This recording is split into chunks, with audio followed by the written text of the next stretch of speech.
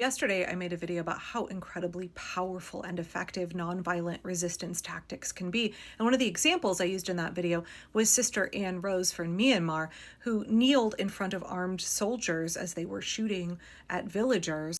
And in order to save their lives, Sister Anne Rose went and kneeled with her arms outstretched in front of these soldiers, pleading with them to not shoot the protesters. She took on considerable significant risk. She could have been killed. And that kind of act of nonviolence, where you ask the members of the regime, the soldiers of the regime, not only to see your humanity, but to remember their own. Right? You reflect humanity back at them through those actions. She was kneeling, she was begging them not to go through with this.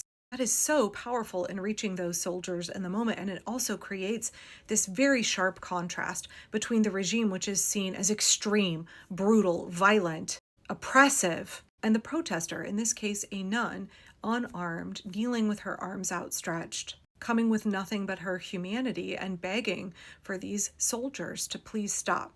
She is seen as reasonable, peaceful, sensible. Just such a stark contrast. And that kind of imagery, those kinds of events, do so much to undermine a fascist regime. They highlight the cruelty, the nonsensical nature, the absolute destruction of the regime. And when that happened, multiple soldiers kneeled with Sister Anne Rose and were praying with her. Earlier this year, we saw Catholic clergy in San Diego, I think, go and accompany immigrants to their hearings at the courthouse.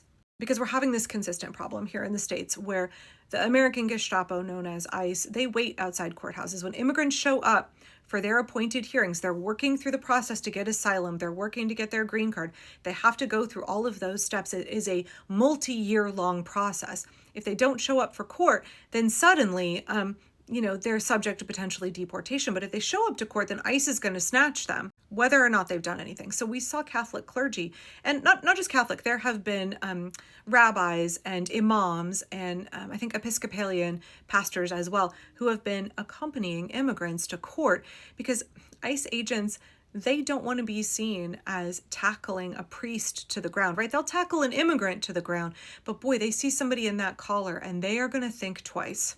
Religion is still incredibly powerful in this regime, especially to folks on the right. ICE agents don't want to tackle a priest, and they certainly do not want photos and videos of them brutalizing clergy. And so what we actually saw was that ICE fled the scene. They did not want to be photographed interacting with clergy. They didn't want to have their consciences pricked either. So they absconded, and then the clergy was able to escort folks to their hearing safely without them getting abducted. And the reason that I'm talking about this again today is there is a new viral clip of a member of the clergy engaging in tremendously powerful nonviolent resistance against ICE. I want to show you that clip in a second, but part of the reason that I want to show it to you is so that you will share it with other people. Because not only is it that one-on-one interaction between the clergyman and the ICE agent that matters. Yes, those one-on-one interactions, incredibly, incredibly powerful, because we need to remind these guys of their humanity.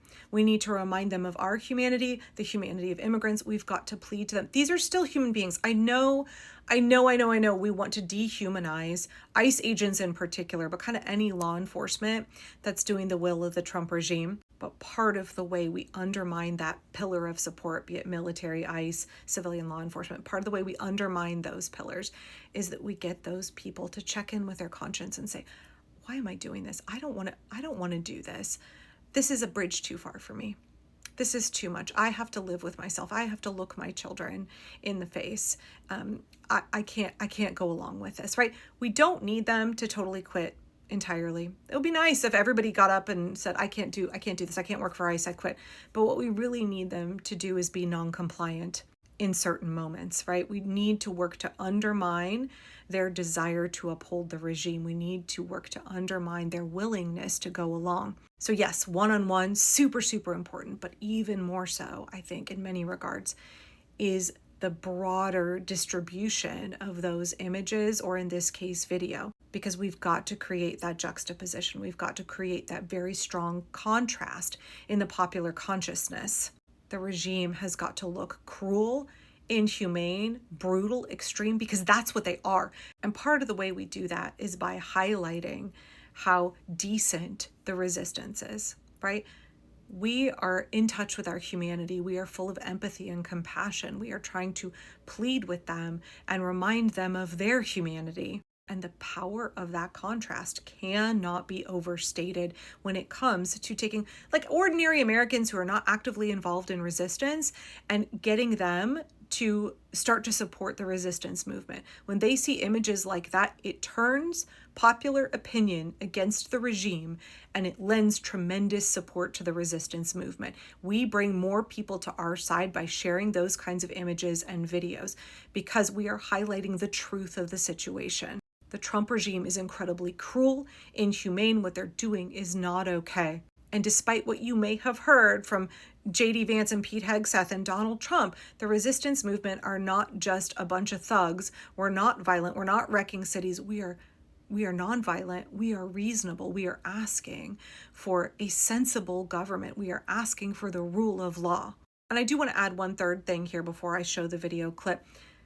These images, these videos have additional impacts beyond getting ordinary Americans to come to our side and turn against the regime. They are more than those one-on-one interactions between the nonviolent protester and the ICE agent. That ICE agent is likely going to go talk to his buddies about what happened. He's definitely going to talk to his family members. That's going to work on him. It's going to change his thinking, and that creates a ripple effect in the ICE community, right? And I hate to say community, within ICE. We are working to erode the pillars of support. So let me show you this clip of this gentleman from earlier today, I believe. It's so powerful. Please share it.